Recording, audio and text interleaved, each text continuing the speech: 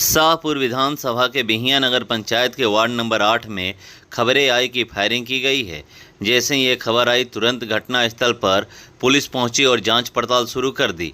ये मामला है बिहिया थाना क्षेत्र का। बिहिया नगर पंचायत का वार्ड नंबर 8 में शनिवार की देर शाम फायरिंग की आवाज़ सुनाई दी। लोगों में डर का माहौल बन गया। सूचना मिलते ही बिहिया थाना प्रभारी डीआईओ की टीम और बिहिया इंस्पेक्टर तुरंत मौके पर पहुंचे। कुछ ही देर बाद जगदीशपुर के डीएसपी राजीव चंद्र सिंह भी अपनी टीम के साथ घटनास्थल पर पहुंचकर जांच शुरू कर दिए। पुलिस ने सिर्फ घटनास्थल ही नहीं बल्कि बिहिया नगर पंचायत भवन तक जांच की। बिहिया नगर पंचायत में खड़ी गाड़ी स्कॉर्पियो को खोलकर छानबीन किया गया, जिसमें बिहिया नगर पंचायत के चेयरमैन का बोर्ड दिखा। उसके मौके पर पहुंची पुलिस के बड़े अधिकारी द्वारा मीडिया बाइट नहीं दिया गया है, जिससे स्पष्ट हो पाए कि गोली किसने चलाई, क्यों चलाई और क्या इसके पीछे कोई आपसी रंजिश है या कुछ और वजह। पुलिस की जांच जारी है। जैसे ही कुछ ठोस जानकारी सामने आती है पुलिस के बड़े अधिकारी से बाइट लेकर जानकारी दी जाएगी। हाल इस घटना से इलाके में दहशत का माहौल है और लोग डरे सहमे हैं। जहां पर गोली चलने की सूचना आई थी वहां पर आज एक मेडिकल कैंप लगने वाला था। मेडिकल टीम वहां पर पहुंच चुकी थी। आइए सुनवाता हूं महिला विकास मंच की बीना मानवी जो मेडिकल कैंप लगाने वाली थी और उनके साथ पहुंची डॉक्टर उपासना बोहरा मीडिया से बातें की और जानकारी दी कि वहां पर लोग क्या बोले हैं। हाँ, बिहिया नगर पंचायत के वार्ड नंबर 8 में आप लोग पहुँचे हुए हैं, क्या करना? देखिए, यहाँ पे हम लोग मेडिकल कैंप करने आए थे। डॉक्टर उपासना वोहरा पिछले 10 दिन से 15 दिन के कैंप में वो बिहार आई हुई थी। तो हर ज़िले में हम लोग अपना अपना कैंप लगा रहे हैं, जहाँ आयुर्वेदिक के थ्रू वो अपने अवेयरनेस करती है महिलाओं को और बताती हैं घर बैठे कैसे। तो और पैड डिस्ट्रीब्यूशन था, दवाइयाँ भी थी।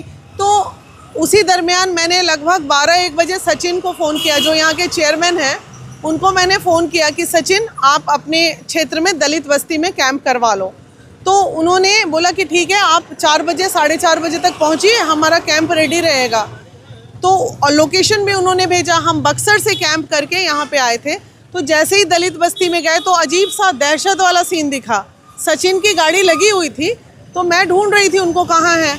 तो इधर जितने बस्ती के लोग हैं ना, महिलाएँ, उन्होंने बताया कि अभी यहाँ पे मारा पीटी हो गया, गोली चल गया, इसलिए कोई आई नहीं कैंप में। फिर उपासना ने माइक लेके घर घर जाके दूर तक अनाउंस किया, लेकिन एक भी महिला निकल के नहीं आई। सब डरे, दहशत में। क्या जो गोलीबारी की घटना हुई कि आप लोग यहीं पे थे या फिर? नहीं, हमारे सामने हुई नहीं। लोगों ने बताया, सभी लोगों ने हमें बताया। उसके बाद आप लोग यहाँ? हाँ, कि सचिन के गार्ड को गोली भी लगी, ऐसा सुनने में आया। खून से लथपथ एक्शन कर करके बता रहे थे वो लोग। लेकिन अभी पुलिस आई तो पुलिस के सामने कोई नहीं बोल रहा है दलित बस्ती में। हम डांटे भी, मैंने बताओ 5 मिनट पहले बोल रहे हो कि चली, अभी बोल रहे हो नहीं चली। मैं दुख तो इस बात का है कि बताइए, बाहर से उपासना आई है, हिमाचल की बच्ची, और दिल्ली में इनके इतने हॉस्पिटल्स हैं। लेकिन अब आप ज़रा इनसे भी पूछ लीजिए कि इनके दिल में क्या चल रहा है अभी। दहशत क्या चल रहा है?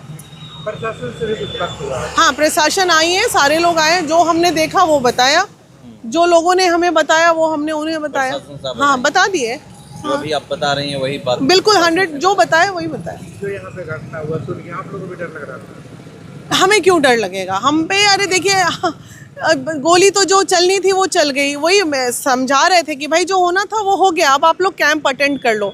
लेकिन फिर भी कोई नहीं आए। जैसे तैसे जो हमें समझ में आया किए और अब निकल रहे हैं।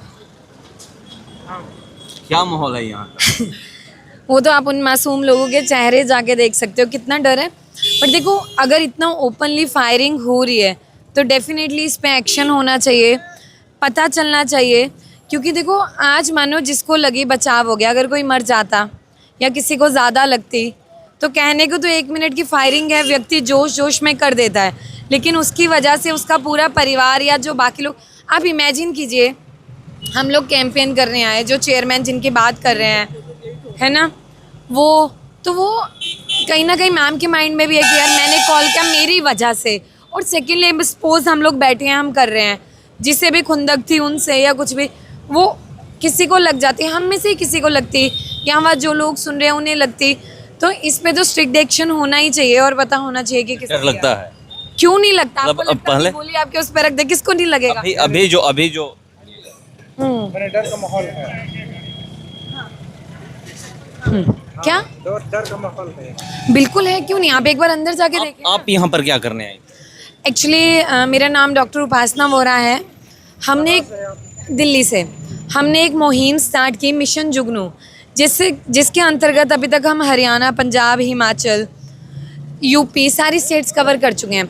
अब हम पिछले 10 दिन से बिहार में थे, जहाँ पे अंडर प्रिविलेज लोग हैं, हम उनको एजुकेट करते हैं। सिलिम बस्ती है जो हम अलग अलग हिस्सों में जाते हैं, जहाँ महामारी के दौरान होने वाली समस्याओं के बारे में उनको शिक्षित करना, कैसे वो अपना बचाव करें।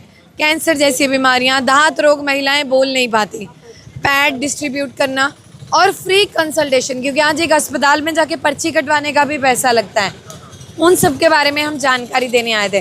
लेकिन जब तक हम पहुँचे वहाँ भीड़ बहुत थी, लेकिन सब घबराए हुए थे इस वजह से। बिहार में कहाँ कहाँ आप कैंप लगा चुके? हम लोग नेपाल बॉर्डर, सीतामढ़ी के 3 इलाकों में, मतलब वहाँ की 10 से 12 पंचायतें थी जो हमने वहाँ पे कवर किया।